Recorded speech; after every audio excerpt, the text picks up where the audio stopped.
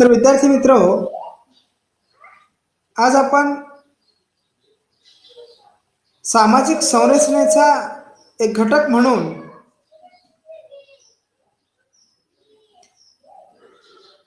भूमिका ही संकल्पना समजून घेणार आहोत. म्हणजे भूमिका म्हणजे काय, ज्याला आपण इंग्लिशमध्ये रोल असं म्हणतो, की माणूस समाजामध्ये वेगवेगळ्या प्रकारच्या भूमिका पार पाडतो. म्हणजे शिक्षकाची भूमिका, विद्यार्थ्याची भूमिका, एखादा व्यावसायिक म्हणून व्यावसायिकाची भूमिका, डॉक्टर हा डॉक्टरच्या भूमिकेमध्ये असतो. जिल्ह्याचा प्रमुख म्हणून जिल्हाधिकारी हा जिल्हाधिकाऱ्याच्या भूमिकेमध्ये असतो. या वेगवेगळ्या भूमिका पार पाडत असताना त्या भूमिकांना काही अधिकार आणि कर्तव्य प्राप्त झालेली असतात आणि त्या अधिकार आणि कर्तव्यांना अनुसरून आपणाला या भूमिका पार पाडाव्या लागतात. तर ही महत्वाची अशी असणारी भूमिका एक सामाजिक संरचनेचा महत्वाचा घटक म्हणून आपण या संकल्पनेचा अभ्यास करणार आहोत. तर समाजामध्ये व्यक्तीला विविध गुणांच्या आधारे एक विशिष्ट स्थान मिळालेले असते, किंबहुना त्या व्यक्तीला दर्जा प्राप्त झालेला असतो. समाजातला त्या व्यक्तीचा दर्जा हा त्या व्यक्तीच्या गुणवैशिष्ट्यांवर आधारित आणि त्या दर्जाला अनुसरून विविध बाबींचा विचार करून व्यक्तीला कार्य पार पाडावे लागतात. आपला समाजातला असणारा दर्जा, त्याला अनुसरून त्याला वेगवेगळ्या प्रकारची कार्य पार पाडावी लागतात. त्यालाच भूमिका किंवा रोल असं म्हटलं. प्रत्येक दर्जाला अनुरूप अशी भूमिका समाजाने ठरवलेली असते.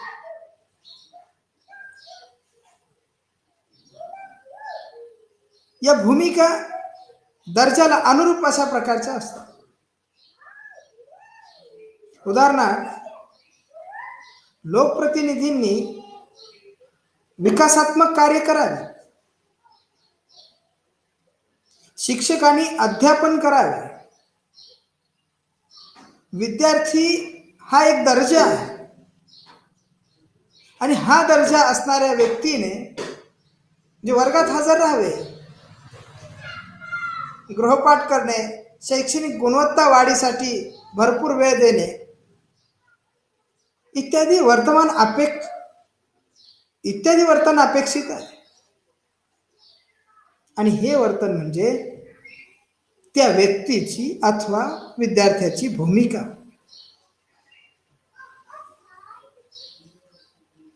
आता भूमिका या संकल्पनेचा अर्थ समजून घेण्यासाठी समाजशास्त्रज्ञांनी सांगितलेल्या काही व्याख्यांचा आधार आपण या ठिकाणी घेणार आहोत. यंग आणि मॅक असं म्हणतात, दर्जाचे कार्य म्हणजे भूमिका होय. म्हणजे समाजामध्ये आपण आपला जो दर्जा निर्माण केलेला आहे, आपला एक स्टेटस निर्माण केलेला आहे, या दर्जानुसार कार्य करणे म्हणजे भूमिका. त्या दर्जाला अनुसरून समाजामध्ये आपण कार्य करणे म्हणजे भूमिका. राल्फ लिंटन असं म्हणतात, म्हणजे स्थानाची गतिशील बाजू म्हणजे भूमिका, म्हणजे जी पोझिशन आहे आपली, त्या पोझिशनला कार्यरत करण्याची प्रक्रिया म्हणजे भूमिका. जे आपलं स्थान, समाजातलं आपलं असणारं स्थान, आणि या स्थानाला गतिशील करण्याची प्रक्रिया किंवा कार्यरत करण्याची प्रक्रिया प्रक्रिया म्हणजे भूमिका. A role represents the dynamic aspects of positions. या स्थानाचे वेगवेगळ्या बाजूंना रिप्रेझेंट करण्याचं काम भूमिका करते. पुढे टॉलकॉट पार्सन्स असं म्हणतात की दर्जाचे कृतीमध्ये होणारे परिवर्तन म्हणजे भूमिका होय. जे समाजातलं तुमचं स्थान, त्या स्थानाचं कृतीमध्ये होणारं परिवर्तन म्हणजे भूमिका.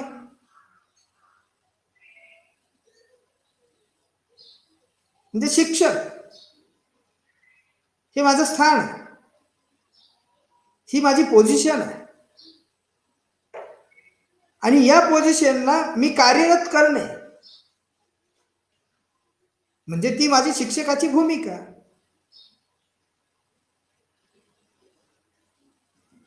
जसं नाटक आणि चित्रपटांमध्ये वेगवेगळ्या प्रकारच्या भूमिका असतात, त्या नाटकातलं त्या व्यक्तीचं असणारं स्थान आणि त्या स्थानाला कार्यरत करण्यासाठी ती व्यक्ती ज्या वेळेला स्टेजवर येते त्यावेळेला ती व्यक्ती विशिष्ट भूमिकेमध्ये असते, ती व्यक्ती विशिष्ट प्रकारची भूमिका पार पाडत असते. हे नाटक आणि चित्रपटांमध्ये, समाजातही असंच आहे की आपलं समाजातलं असणारं स्थान आणि त्याला अनुसरून अनेक वेगवेगळ्या नाटकीय प्रकारच्या भूमिका आपण समाजामध्ये पार पाडत असतो.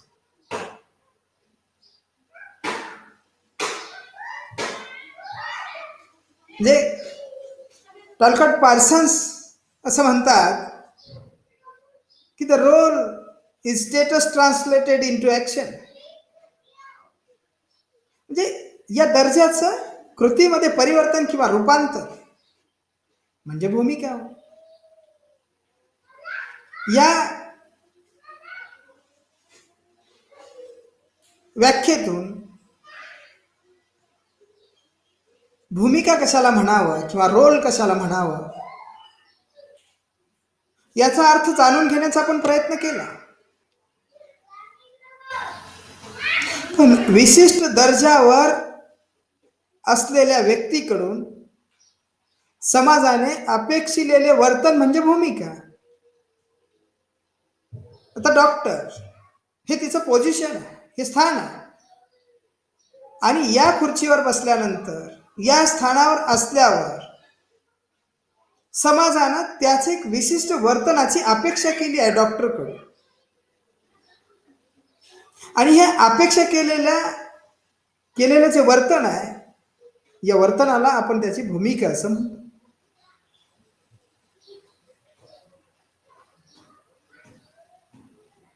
की ज्या वेळेला एक डॉक्टर म्हणून आपण भूमिका पार पाडतो त्यावेळेला अनेक वेगवेगळ्या प्रकारचे पेशंट्स डॉक्टरकडे येतात. म्हणजे समाजाची अपेक्षा काय आहे, तर या डॉक्टरच्या भूमिकेत असणाऱ्या व्यक्तीने त्या येणाऱ्या रुग्णांची आपुलकीने चौकशी करावी, त्याचे प्रश्न जाणून घ्यावे, त्याला आधार द्यावा. म्हणजे मानसिक आधार ही एक महत्वाची गोष्ट आहे. आणि त्यानंतर मग त्याला जी आवश्यक ट्रीटमेंट आहे ती द्यावी. ही अपेक्षा या डॉक्टरच्या भूमिकेकडून समाजानं अपेक्षित ठरलेली आहे. म्हणजे हे वर्तन अपेक्षित ठरलं, ही अपेक्षा केली आहे या भूमिकेकडून. म्हणजे अशा प्रत्येक भूमिकेकडून समाजाच्या काही अपेक्षा आहे. आपण कोणत्याही भूमिकेमध्ये असो, म्हणजे व्यक्ती ही आपल्या स्थानाला, दर्जाला अनुसरून वर्तन करत असते. जे आपलं जे वर्तन असतं समाजातलं, ते वर्तन आपण आपल्या दर्जाला आणि आपण आपल्या स्थानाला अनुसरून करत असतो. म्हणजे तो व्यक्ती आपली भूमिका पार पाडत असतो. प्रत्येक समूह आपल्या सदस्यांकडून निश्चित वर्तनाची अपेक्षा करत असतो. ते समाजानं काही नियम ठरवलेले असतात आणि त्या नियमानुसार सदस्यांनी वर्तन करावं, ही अपेक्षा समाजाची आणि समूहाची असते. जर या नियमाचं उल्लंघन आपण केलं तर आपल्याकडून समूहाच्या किंवा समाजाच्या अपेक्षांचा भंग होतो आणि सामाजिक विस्थापनाची प्रक्रिया सुरू होते. म्हणजे सामाजिक विघटनाची प्रक्रिया सुरू होते आणि विघटनातून अनेक नवे प्रश्न निर्माण होतात.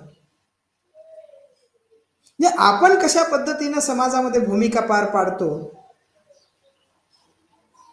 यावर आधारित समाजातले पुढे निर्माण होणारे प्रश्न असतात.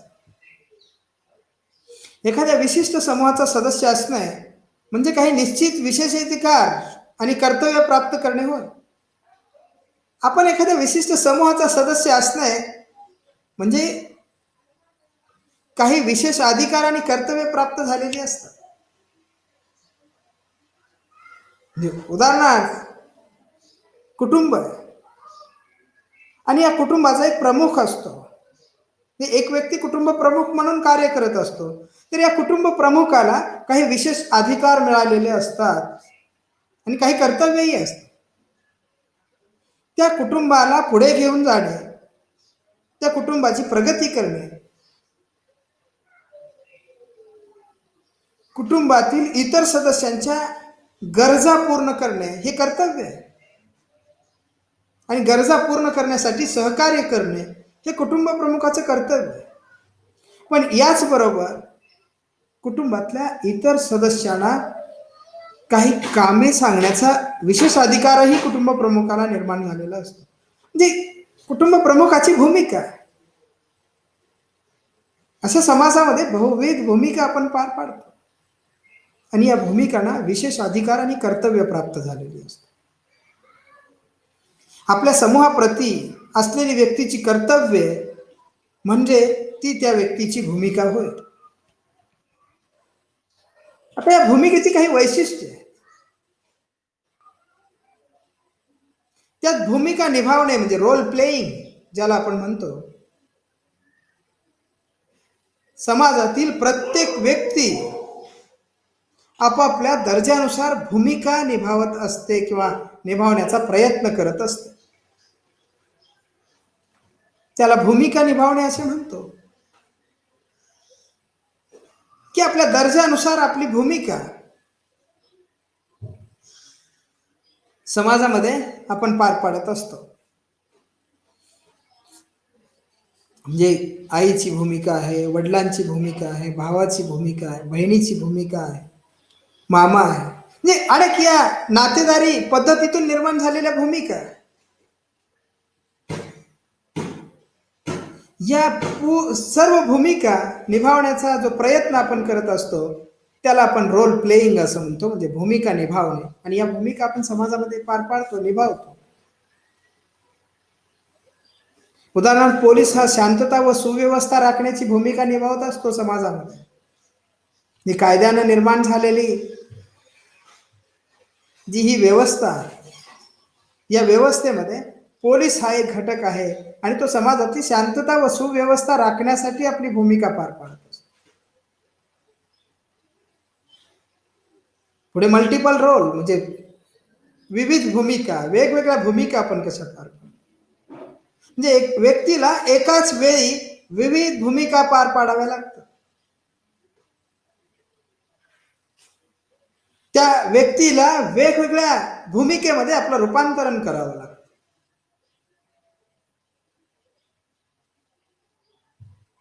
म्हणजे मी ज्या वेळेला शाळेत येतो त्यावेळेला शिक्षकाची भूमिका पार पाडतो, म्हणजे कॉलेजमध्ये येतो त्यावेळेला मी शिक्षक असतो.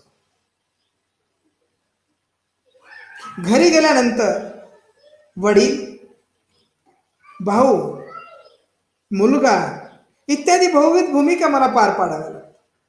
या एकाच वेळी मी हे सगळं करत असतो.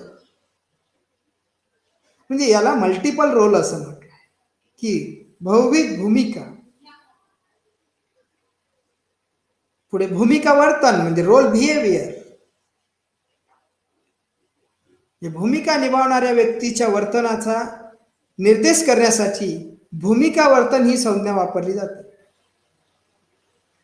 भूमिकेला अनुसरून व्यक्ती आपली कार्य पार पाडत असतो. रोल ट्रेस म्हणजे भूमिका ताण तणाव किंवा भूमिका ताण, काही भूमिकांचा ताण व्यक्तींवर येतो, ज्याला आपण इंग्लिशमध्ये रोल स्ट्रेस असं म्हणतो, की त्या भूमिकेचा ताण येतो. विशिष्ट भूमिका पार पाडताना लोकांवर त्याचा ताण तणाव येतो. म्हणजे आपल्या भूमिकेची कर्तव्य पार पाडताना लोकांना अनेक अडचणींना सामोरे जावे लागते. म्हणजे एक भूमिका समाजामध्ये आपण जी निभावत असतो, ती भूमिका निभावताना किंवा ती भूमिका पार पाडताना अनेक वेगवेगळ्या अडचणींना लोकांना सामोरे जावे लागते. त्यालाच भूमिका ताणतणाव किंवा भूमिका स्ट्रेस, रोल स्ट्रेस असं म्हटलंय. जेव्हा व्यक्तीला एकाच वेळी अनेक भूमिका पार पाडाव्या लागतात त्यावेळेस त्या व्यक्तीमध्ये ताणतणाव निर्माण होतो. एकाच वेळेला अनेक वेगवेगळ्या भूमिका आणि या भूमिका पार पाडत असताना व्यक्तीमध्ये ताणतणावाची परिस्थिती निर्माण होते. पुढे भूमिका संच, ज्याला रोल सेट असं म्हटलंय. म्हणजे दर्जा धारण केलेल्या व्यक्तीला एकच एक भूमिका नसते, अनेक वेगवेगळ्या भूमिका असतात. त्या दर्जाशी संबंधित विविध भूमिका पार पाडाव्या लागतात.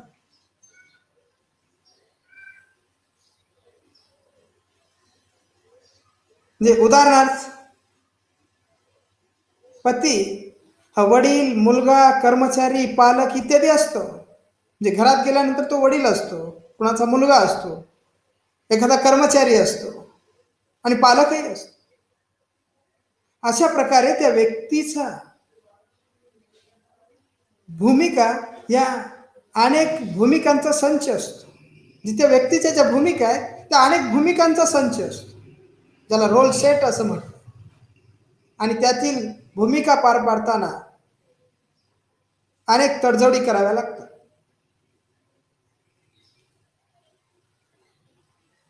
या तडजोडींच्या माध्यमातून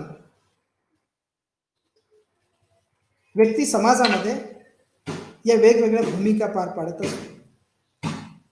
म्हणजे ही 5 वैशिष्ट्ये आहेत. भूमिका ही संकल्पना या वैशिष्ट्यांच्या माध्यमातूनही आपण समजून घेऊ शकतो. म्हणजे role playing, multiple role behaviour, role stress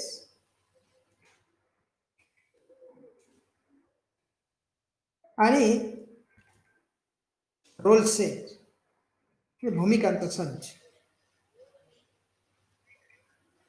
या भूमिका या अशा प्रकारच्याही असतात समाजामध्ये. आपण जीवन जगत असताना या अशा पद्धतीने जीवन जगतो. वरील वैशिष्ट्यांसह भूमिका संघर्ष, ज्याला आपण रोल कॉन्फ्लिक्ट असं म्हणतो, की भूमिकांमध्ये संघर्ष निर्माण होतो. अनेक भूमिका एकाच वेळेला पार पाडाव्या लागतात. त्याला आपण भूमिका संघर्ष असं म्हणतो. भूमिका प्रबलीकरण, भूमिका प्राधान्य, की कुठल्या भूमिकेला प्राधान्य द्यायचं, प्राधान्यानं कुठली भूमिका पार पाडायची, हे देखील काही भूमिकेची वैशिष्ट्ये आहेत. म्हणजे व्यक्तीच्या दर्जावरून त्याची भूमिका समाजामध्ये म्हणजे समाज ठरवित असतो की त्या व्यक्तीचं स्थान, त्या व्यक्तीचं असणारं पोझिशन, त्या व्यक्तीचा असणारा समाजातला स्टेटस, त्यानुसार समाज त्या व्यक्तीची भूमिका ठरवत असतो. व्यक्ती जोपर्यंत विशिष्ट दर्जावर असतो तोपर्यंत आपण त्या व्यक्तीस महत्व देतो. म्हणजे एखादी व्यक्ती जोपर्यंत त्या स्थानावर आहे, त्या पोझिशनवर आहे, तोपर्यंत आपण त्या व्यक्तीला महत्व देत असतो. त्यानंतर त्या स्थानावरून ती व्यक्ती गेली की त्या व्यक्तीचं महत्व हे कमी होतं.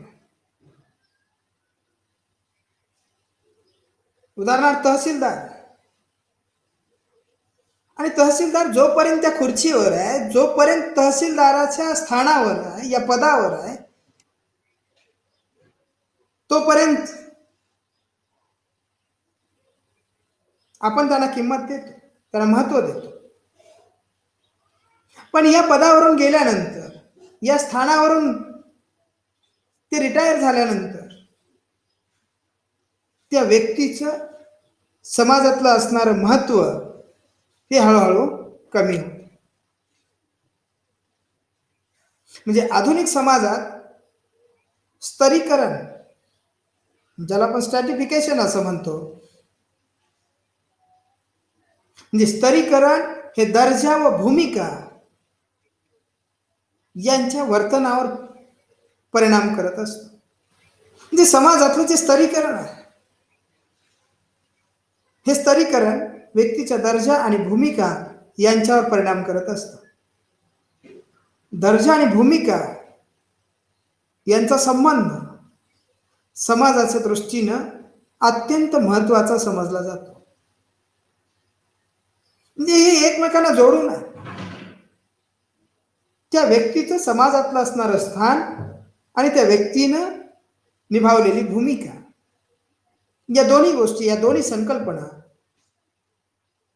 एकमेकाशी संबंधित आहेत. आणि या संकल्पनांनी मिळून समाजाची संरचना निर्माण होते किंवा समाजाचं स्ट्रक्चर निर्माण होते. हे घटक आहेत संरचनेचे. आणि हे दर्शा भूमिका यांच्या पाठीमागं असंख्य असे अभौतिक नियम आहेत, जे दिसत नाही पण ते अस्तित्वात आहे. त्यानुसार आम्ही भूमिका पार पाडतो, त्यानुसार समाजामध्ये आम्ही जीवन जगतो. हे असंख्य नियम, आणि या नियमाने मिळून स्ट्रक्चर निर्माण झालं, समाजाची संरचना निर्माण झाली. तो एक आराखडा, तो एक सांगाडा संरचनेचा निर्माण झाला. आम्ही व्यक्ती म्हणून नाममात्र या संरचनेमध्ये जन्माला येतो, समाजामध्ये जन्माला येतो. इथं अस्तित्वात असणाऱ्या नियमानुसार आम्ही जीवन जगतो आणि आम्ही इथून निघून जातो. आमच्या नंतरही काही व्यक्ती जन्माला येतात आणि तत्कालीन वर्तमान स्थितीमध्ये समाजाचे जे नियम अस्तित्वात आहेत त्यानुसार ते जीवन जगतात. ही परंपरा, हे पिढ्यानपिढ्या चालत आहे. समाजाचे नियम बदललेत नाही असं नाही आहे, पण ते एकदम बदलत नाही. त्यांच्यामध्ये हळूहळू त्या नियमांमध्ये बदल होत गेलेला आपल्याला बघायला मिळतो. म्हणजे या नियमांनाच थोडक्यात संरचना असं म्हटलं गेलेलं आहे. पण या सामाजिक संरचनेची आणखी काही वेगवेगळी घटक आहेत. या घटकांनाही आपण जाणून घेणार आहोत. या घटकांना जाणून घेण्यासाठी किंवा हे घटक आपण या नंतरच्या तासामध्ये या घटकांना जाणून घेणार आहोत. तुमचे काही प्रश्न असतील, काही अडचणी असतील तर तुम्ही विचारू शकता.